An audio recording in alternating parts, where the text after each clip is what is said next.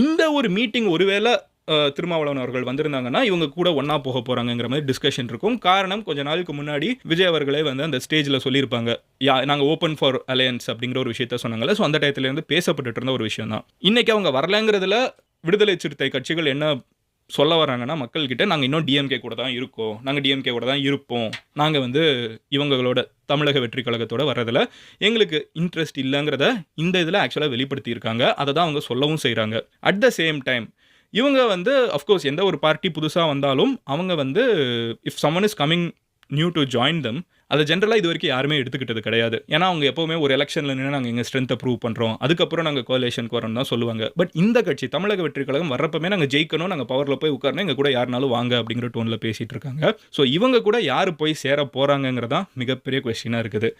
நம்ம முடிஞ்ச அளவுக்கு பாலிடிக்ஸை நான் சிம்பிளாக உங்ககிட்ட சொல்லியிருக்கேன். பட் இதை இன்னும் பிரேக் டவுன் பண்ணி நீங்கள் கமெண்ட்